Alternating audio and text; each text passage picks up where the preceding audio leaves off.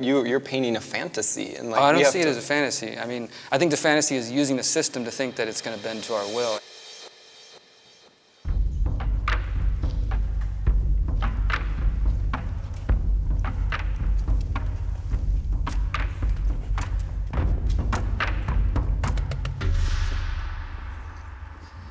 My name is Derrick Bros. I'm 33. I'm from Houston, Texas. I'm a journalist and an activist. My name is Caleb. I'm originally from the Bay Area, but I just moved down, and I am 21 years old. I'm Andrew. I am 27 years old. I'm from Scandia, Minnesota, and I'm a documentary filmmaker. I am Talisa Ray. I'm 42, and I'm a senior analyst for a utility. My name is Grecia. I'm 21, and I'm a student. My name is Renata. I'm 24. I'm from Pennsylvania, and I work for a software company. Can I get my voters on the left side and my non-voters on the right side?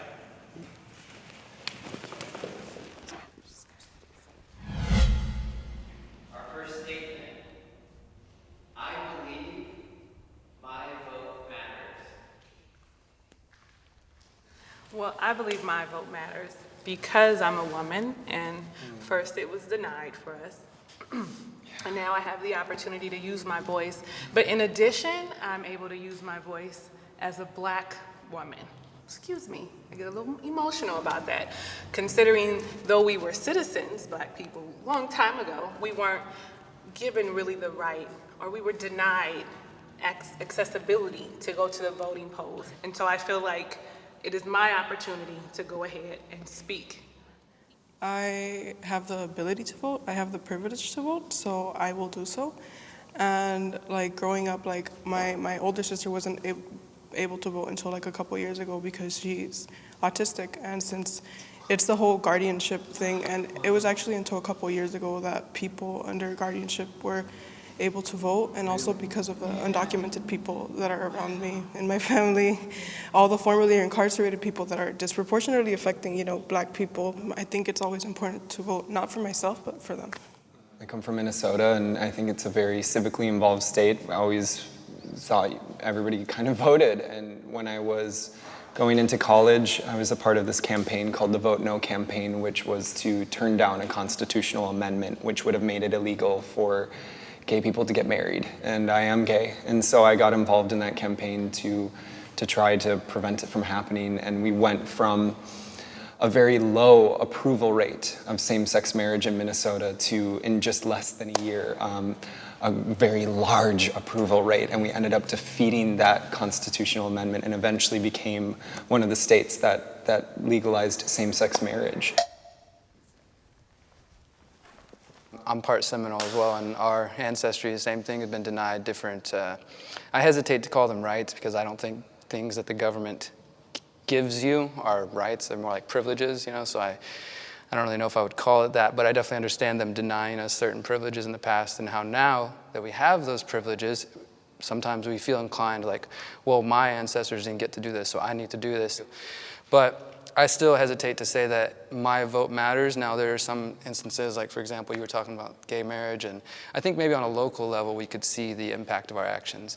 And I think it's become increasingly clear that whether you're talking about the Electoral College or voting machines being hacked, or not even getting into the philosophical side of things, that your vote really doesn't matter. That at the end of the day, there's a small group of people who decide what goes. I can understand your point, especially with the history part. However, I also feel, though, that it's an informed decision that I'm making, and of course it's more impactful locally. And because of that, because of my community and where I live and all the changes that occur, it's important for me to have that voice.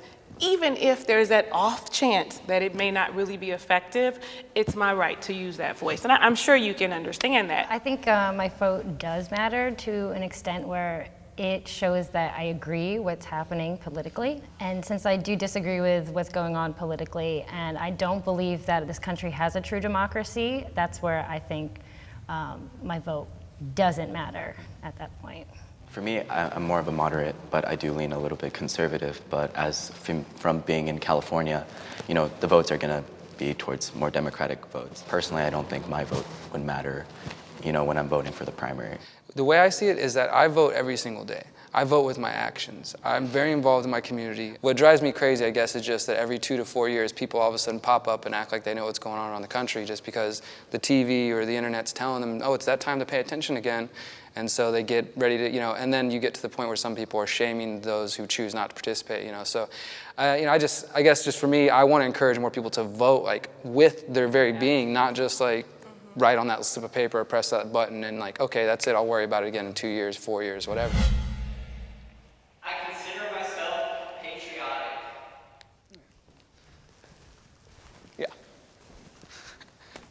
I'm proud to be American. I really am. There's a lot of opportunities that this country has given me. I don't necessarily agree what's happening in the government. I don't necessarily agree with the way of life here, but I'm happy to be from here, and I'll always be proud. I had moved to Brazil to finish my degree, and when I was living there, I kind of had to make the decision whether I wanted to move back to the United States or not. The reason why I was thinking about staying in Brazil was why I wasn't happy with some of the things going on in the United States, the politics, the healthcare system. All of these things were just stacking up, and I was thinking, God, that country's going to shit. But I realized, well, I can either be a part of the solution of making it better, or I can just give up and run away. But I chose to come back here, and I've been living here for 5 years now. Though I am glad to be here in America, when I think of patriotic, I think of, I believe in everything that the country stands for, how we operate. And I'm just gonna be honest with you, I don't. It's too many injustices. In today's society, I'm a bit embarrassed to say I'm an American. I was satisfied with the candidates of the 2016 election.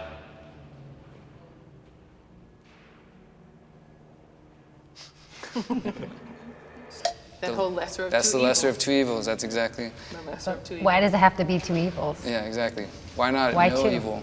Yeah. Or why not look to other parties? or Why other- party systems? Yeah. I don't follow under any of them. Exactly. Under my religion, not one politician has ever understood what it's like to be a Muslim. Nothing's being pushed for my agenda, and it won't be. It will not be. And I think the whole system, the way it's set up, it's always has an agenda for a certain type of people, and it's always going to be for that certain type of people. It's a propaganda to get people, the masses of people, to believe that we have a voice and to believe that we have democracy when we really do not. I don't want to agree with the voice part. But everything else, But you don't agree that they were the right candidates, right? I don't, no. So but then I you don't have a voice I of where do. this country's going Well, in politics. I'm I gonna, guess the way I understand it works, though, is they got there somehow. They got there right? through- So, like, we're kind of...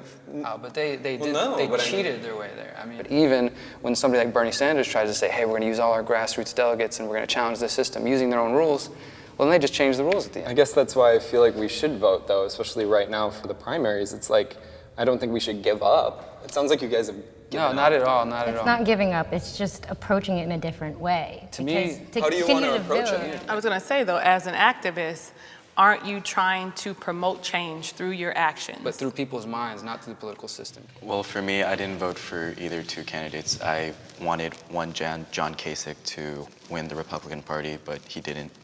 And then also Gary Johnson as an independent. But personally, I didn't want to vote independent because just my community members seeing on social media, don't vote independent or you're going to let Trump win. I can't please both sides because it's so far left or far right. And I'm just like, what do I do? And I think I got to the point where I got frustrated, where it's just like, you know what, I'm just not going to vote. I support a two-party system.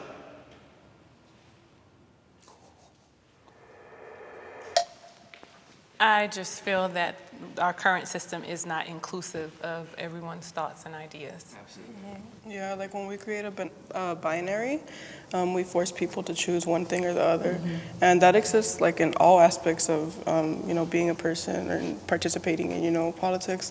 Like there's so many different types of people. There's so many like different types of, thoughts that they have that could be beneficial. And I think we should probably start existing outside of that.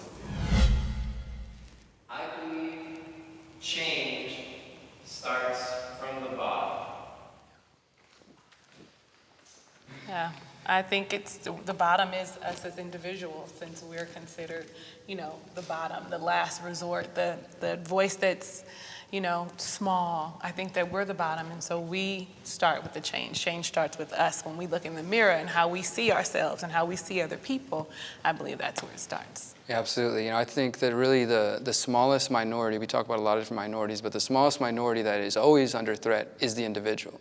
Those individuals can be gay, can be black, can be white, can be Muslim, but it's the individual. Individual rights pertaining to a number of different issues. At the end of the day, I think that Minnesota would have got a lot sooner to gay marriage and approval of that if the government just got the heck out of the way and let free people do whatever they want and get married as they please and vote when they please and come just get the heck out of the way in all sorts of arenas and let people organize their affairs. Men, women, whatever color, whatever religion. And I get that, but that's not an option.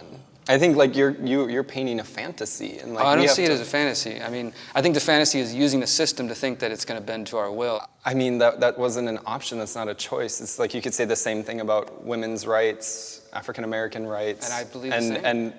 But people worked together to change that, and that's what I'm saying. I think that's where the divide is like right now. I'm saying we should work together to have a positive impact on the future. Oh, absolutely, I'm with you. I just won't follow you into the ballot box. Consider the system that we are in today and how you can make the change today. Whether you feel that it is not impactful, your vote for me matters. Your vote locally matters. It'll change something in someone's community. So consider, for me, I want you to consider the thought that someone else, somewhere else, does not have the same opportunity to go in and be heard in the way that they choose. For me, I'm always going to have a lot of respect for people that decide not to vote because they don't believe the system works. I agree to that to a certain extent, but I believe that local voting is always the most important thing. Like voting in your community has always been a part of forming that community.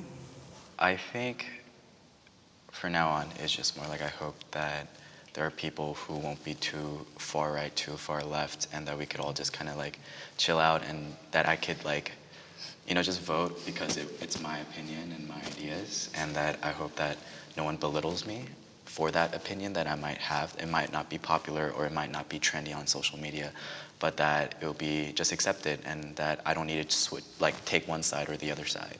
At the end of the day, people can do whatever they want, and they can keep it private to themselves as well. And if you continue doing the same things that you're doing, nothing's going to change. All right, guys, that's a wrap. All right. It was nice meeting you. Good meeting you. Okay. Oh, I'm so sorry. I'm so sorry. I'm sorry. I forgot. My bad. I'm sorry.